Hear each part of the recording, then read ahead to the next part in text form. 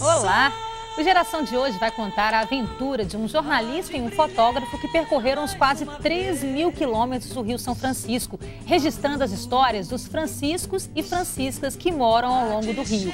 Eles fizeram um livro, 2 livros na verdade, que ganharam o prêmio Jabuti, um dos mais importantes da literatura brasileira. Gustavo Nolasco e Léo Drummond, sejam bem-vindos ao Geração.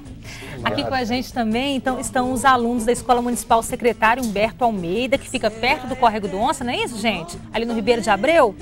O córrego passa por Belo Horizonte, Contagem, na Grande BH, deságua no Rio das Velhas, que faz parte da bacia do Rio São Francisco. Tem muita história para contar para a gente hoje, né? Obrigada pela presença de vocês também. E antes da gente começar, vamos saber um pouquinho mais sobre o projeto Os Chicos.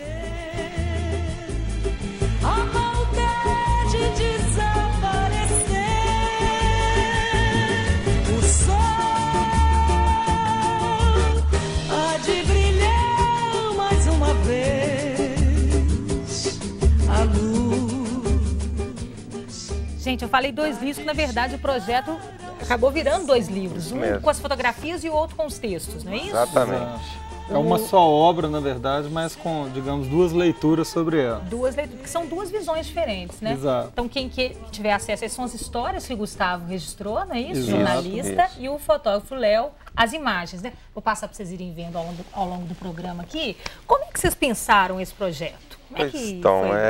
eu, quando eu era um pouquinho mais velho que eles, eu começava a viajar muito nas minhas férias.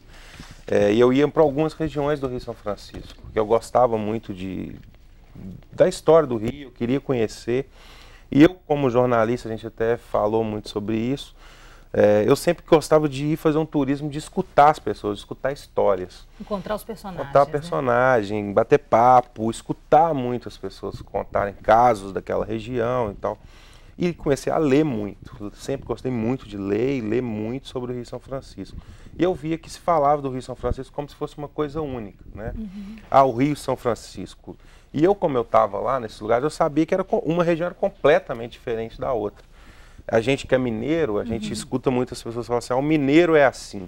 Mas quem é mineiro sabe que mineiros são vários, né? O mineiro do norte de Minas é completamente diferente do mineiro do sul de Minas. Minas Gerais é enorme, né? Isso. 853 municípios, quando vai chegando perto da Bahia, ali é um mineiro, aqui do sul é outro, né? É o mineiro abaianado, o mineiro paulista, o mineiro carioca, né? E o São Francisco também é assim, né? Então tem o ribeirinho de Minas, tem o ribeirinho da Bahia, tem o ribeirinho de Alagoas. E aí eu quis contar a história do Rio São Francisco, na verdade, contar a história das pessoas que moravam, porque de certa forma eu estava contando um pedaço da história de São Francisco. Foi a partir daí que eu e o Léo caímos na estrada caçando franciscos e franciscas, que são os personagens desse livro. Tem francisco e francisca ao longo do Rio inteiro, mas tinha cidade que a gente chegava, num dia já tinha 3 histórias para contar, e tinha cidades que a gente ficava 5 dias até achar o primeiro Francisco. Né? Muito embora... Né, as pessoas estão muito ligadas ao nome do Rio, e também a tradição oral de nome, às vezes as pessoas dão o nome né, nos franciscos, pelo mesmo motivo que o Rio tem nome, o santo que é o grande padrinho, digamos, que nomeou o Rio e nomeia as pessoas. Francisco. Mas o que era bom disso tudo é que, ao apresentar essa ideia para as pessoas, a simpatia era imediata. Assim, não tinha um lugar que a gente ia, quando apresentava a ideia, a gente não ganhava a simpatia das pessoas, e uma ajuda na busca desses personagens. Uma coisa que, né, a gente se impôs esse recorte do Francisco e Francisca, que as pessoas têm também o hábito de, ao ir nos lugares para ouvir as histórias, não vamos buscar aquele morador mais antigo, que gosta de contar a casa. A gente não queria, a gente queria gente de tudo quanto é tipo. A gente queria a história de uma maneira assim, não um contador de história, a gente queria histórias de vida. Independente da pessoa ter uma super tradição oral ou não, vindo de uma família Tem criança antiga. Ali também, estava vendo, criança, né? tem até, teve história que quando a gente foi contada, tinha um neném que não tinha nem completado 1 ano. Tinha, né, tinha crianças mais jovens, imagino que estão aqui até com a gente hoje. Tinha, né, tem personagem que já morreu, que na época a gente fotografou e entrevistou já tinha mais de 90 anos. Enfim, o que a gente quis foi traçar um panorama, né, não vou falar um panorama real, mas panorama das pessoas como elas são, assim, buscar gente de todos os aspectos para nos contar sobre suas vidas e o São Francisco. E vocês estavam contando que são quase 100 cidades que o rio corta, sem contar os distritos, os povoados, as vilas. Deve ser mais de 1000, sei lá. Quanto tempo foi de viagem? O projeto mesmo, ele começou a andar no ano de 2006, mas a gente fez em campo, se somar o tempo todo que a gente ficou no Rio, foram 100 dias. 100 dias. E 100 dias que a gente chama, né, de só captando conteúdo, mas infinitos para editar, escolher as histórias. Porque o rio corta Bahia, faz divisa com o norte de Pernambuco, né? Isso. Sergipe e Alagoas. Sergipe e Alagoas. Quer dizer, vocês ouviram chicos e chicas de todas essas regiões. De todas as regiões. O Francisco lá do Alagoas é muito diferente do Francisco mesmo que seja o mineiro do norte? É completamente diferente. Assim. Tanto a história de vida dele, a forma de relacionar com o Rio, o que o Rio representa, que a gente fala que mineiro adora falar que Minas é a caixa d'água do Brasil, né? Que aqui nasce. E, na verdade, Minas Gerais, ela já faz essa caixa d'água, já entrega ela suja, né? Que muito da gente, a gente suja. E o Rio São Francisco, para o mineiro, ele só é mais um rio. A gente tem vários rios. No Nordeste, por exemplo, para o Francisco de Alagoas, ele é o rio. Se não for o Rio São Francisco, ele não bebe água. Então, até isso é muito diferente. Agora, a gente tem uma relação emotiva com o rio. Isso é um traço comum?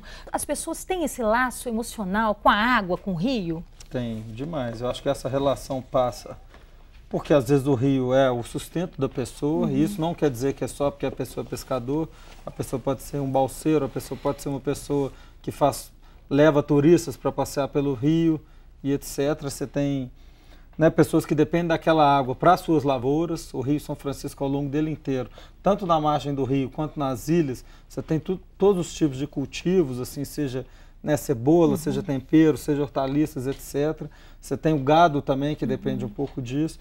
Então o rio tem uma vinculação histórica muito forte. Foi a entrada, né, o início da ocupação do Brasil e parte de Minas Gerais. É lazer também, né? Eu, quando fui, acho que Januária, que o rio passa lá. Você vai na praia. Não, eu fiquei emocionada quando eu vi o São Francisco, assim, pela janela do hotel. Parecia que eu estava na praia, uma praia tão nossa, assim, sabe?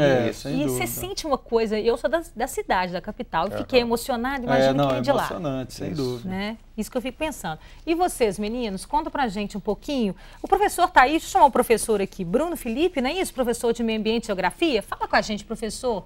Pode pegar o microfone aqui, por favor. Qual que é o projeto que vocês fazem lá na escola?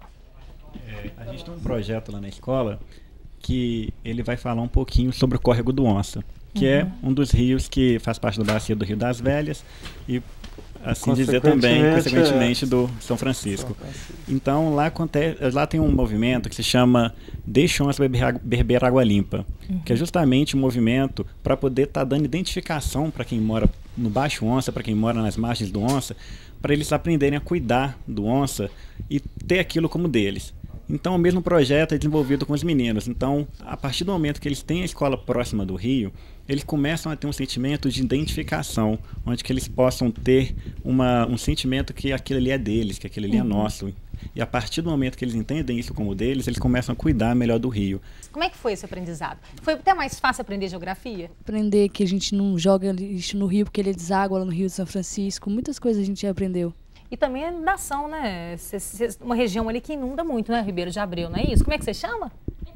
Guilherme. Como é que é, Guilherme? Você aprendeu que você, não jogando lixo, você pode ajudar a não inundar a sua casa? Sim, eu posso ajudar a mim e aos outros também, né? Porque se eu for pensar assim, eu jogo lixo porque eles jogam lixo. Eu não tô nem aí. Se eu fizer isso, vou estar prejudicando gente que estão mais à frente, não só a mim. E aí você pode ajudar o outro também, né? Falar, não joga também não, né? Você gostou do projeto dele? Você estava olhando o livro? O que você achou? Gostei. Conta pra gente. Achei muito legal, assim, o pensamento deles em fazer isso. Porque o Rio São Francisco, um dos maiores do Brasil, né? Eu achei legal também, chicos e chicas. Tanto de chico e chica que tem, gente. Muito legal. A gente vai para um rápido intervalo. Já a gente volta contando mais a história do trabalho de vocês perguntando para os meninos, eles contando um pouquinho mais sobre a viagem deles pelo Rio São Francisco. O Geração volta já já.